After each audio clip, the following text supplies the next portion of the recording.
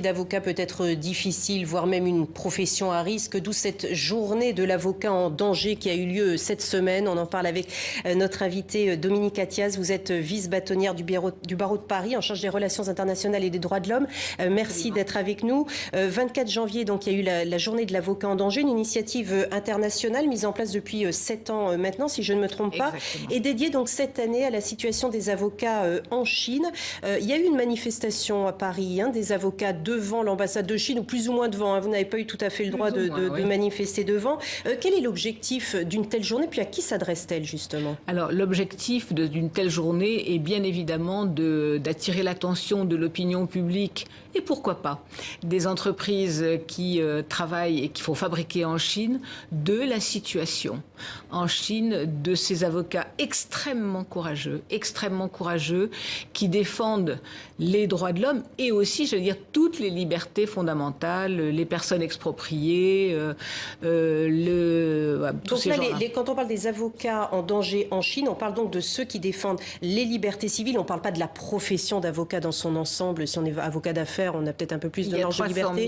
Il y a 300 000 avocats en Chine. Sachez que tous les avocats, hormis ceux-là, sont sous le joug de l'État.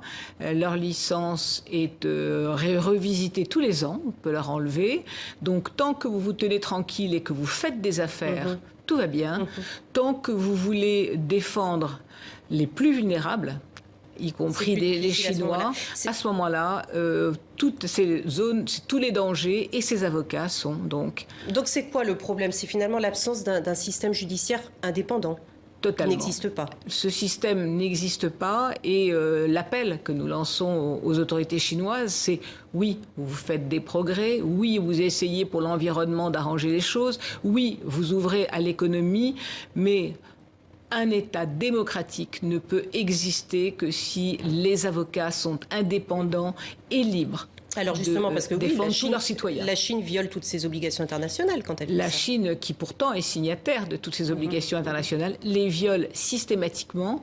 Et depuis 2015, il y a une répression sans précédent depuis Tiananmen, le 9 juillet 2015. Plus de 500 avocats, ça a été vraiment, la nuit. Et ça a commencé avec Wang Yu, me semble-t-il. Ça a commencé notamment qui avait été arrêtée en 95 pour subversion de l'État. Avec cette formidable avocate qui, à l'origine, était une avocate d'affaires. Et vous savez, quand on est avocat, à un moment donné, on ne peut pas fermer les yeux. Et donc, cette formidable femme a commencé à défendre les plus vulnérables, les femmes, les handicapés. Et elle a été arrêtée. Son fils, qui cherchait à se mettre à l'abri, a été envoyé en Mongolie. Son mari, qui est avocat, a été également poursuivi. Bref, cette femme a été incarcérée. Les avocats du monde se sont mobilisés. Elle a obtenu un prix, le prix de l'Institut des avocats européens. Elle a obtenu d'autres prix dans le monde. Nous avons pu, peut-être grâce à ça, attirer l'attention sur elle et elle a été libérée, mais libérée en Chine. Mais comme vous dites, c'est une personne, une avocate parmi 500 autres qui ont été arrêtées depuis juillet 2015. Et elle n'est pas libérée. Oui, elle est sortie de prison. Donc, ou probablement comme les autres, elle a été torturée, mais on ne sait pas où elle est. Ces avocats ne peuvent pas la contacter. Alors justement, cette journée de l'avocat en danger, la 7e édition, on le disait, vous vous êtes occupé des avocats en danger en Iran, en Turquie, en Colombie, aux Philippines, au Honduras et au Pays Basque espagnol. Quel est l'impact d'une telle mobilisation internationale? Vous pouvez peser les fruits d'une telle journée? Je pense que nous les pesons parce que, vous savez, ma grand-mère disait, même la fumée porte. Eh bien, nous mobilisons parce que nous savons que l'opinion publique, quoi qu'on pense, sont attentifs aux libertés, car aujourd'hui, en Chine, demain, allez savoir où. Tant que les avocats ne pourront pas défendre librement leurs clients, quels qu'ils soient, tous les citoyens dans le monde pourront être en danger. Ces avocats en danger, et c'est là ce que je veux dire aussi, ils sont torturés. Ils sont, j'allais dire, mis au secret. Ils n'ont pas droit à leur avocat. Ils n'ont pas le droit de contacter leur famille. On leur administre des médicaments extrêmement dangereux pour les détruire.